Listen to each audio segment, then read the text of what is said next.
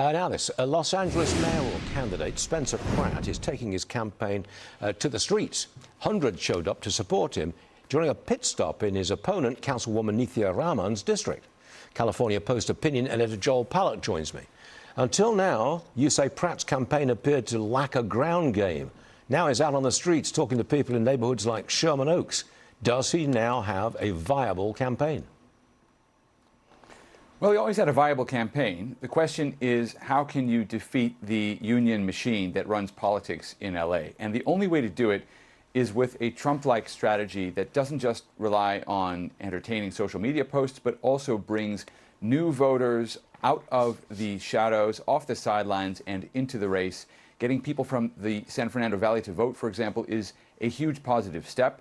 Many people out there don't vote in mayoral elections. They don't see a point. He's giving them a point. He's talking to them. He's listening to them. This is definitely a step in the right direction.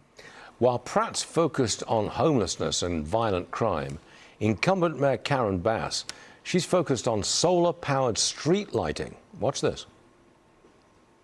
What are you going to do with a second term that you weren't able to do in the first? Well, let me just tell you, complete many of the things I've been working on. For example, we have a terrible problem in LA with copper wire theft, which means our street lights go out all the time. Well, about a month ago, I've rolled out a plan to install 60,000 solar lights, moving away from copper, and we're installing a couple of hundred a month. So, I don't mean to be facetious, but the streets will stay dirty and crime-ridden, but they'll be lit by inefficient, environmentally friendly street lamps. Again, I'm being sarcastic. Is that what people really want in Los Angeles? Well, it's just shocking that she would say that's her first priority for a second term. The city has so many problems. We've got a budget crunch, a shortage of police officers. We've got infrastructure that's crumbling. We have fire prevention that we know failed in the Palisades fire. Her top priority is going to be solar streetlights.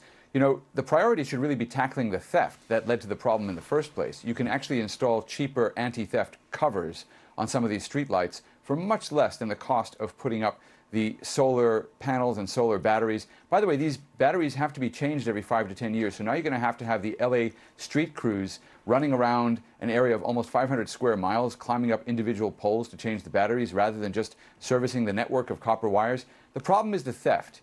And it's just amazing to me that that's her top priority. Angelenos might like the idea of solar streetlights, but it's not anyone's #1 priority. If you had to guess right now, would you think that Karen Bass can get a second term? Well, absolutely. She has the public sector unions on her side, and that's the key to winning any election in a big city like Los Angeles. The only time that a challenger can win is when there's something that the incumbent, and usually a Democrat, is doing that the unions don't like or don't want. So Mayor Eric Garcetti, for example, declared a Green New Deal and was going to mothball some of the natural gas power plants.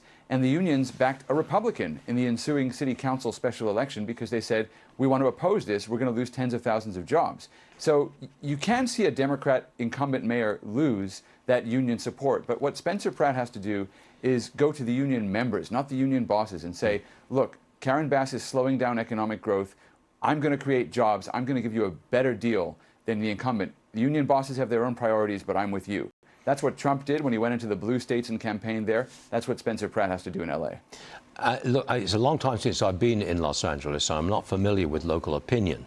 Would I be right in saying, or is there any sense of despair amongst Angelenos that things have sunk so far, so fast? Any sense of despair? There's no sense of despair. I wouldn't call it despair. I think people are very troubled about the future, and people are wondering how much longer they can hold out.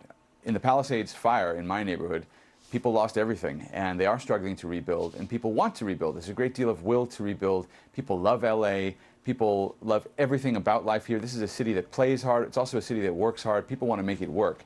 But there is a sense that we are at a crossroads and that this year's elections really could be the decision that makes or breaks the future. Interesting.